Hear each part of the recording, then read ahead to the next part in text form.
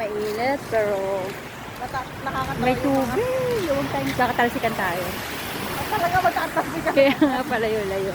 Ay guys, wala pa rin trabaho, pero wala mamaya tingnan kung bababa yung tubig. Guys, ito yung mga pangyayari, oh, na inalumos. Ganyan siya, baha pa rin. Hindi pa rin kami Doon gusto mo Ganun siya kabaho. malulusog ka ba? Hindi. Teka lang, saan ba may matubig ba? Ay, matubig talaga. Sige, tingin tayo. O, diba?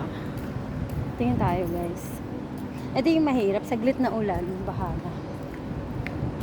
Hindi naman siguro bawal. Oh, ganyan siya. Oh.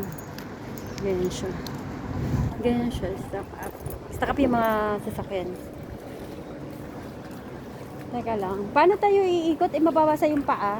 Ay, siya. O, teka lang. Hindi ko babasahin yung paa ko. Titingin lang ako. O, diba? Nakichismis. Ay, malalim pa rin.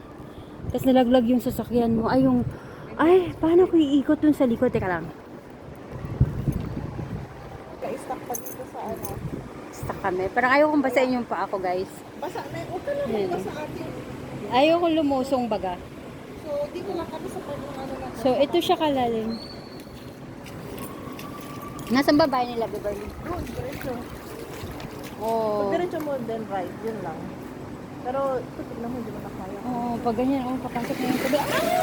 Sabi ko ayaw mabasa. Ang ganyan siya. O, sabi, Babasa ka na talaga, ate. pag may dadaan yung sasakyan noong... Ano na? Teka lang, titingnan ko sa likod. Ay, naku. Antay mo ako saglit dito. Sige, tara na. Halika na. Halika na. Basa ka nga ako eh. Hindi ba natakot sa tubig?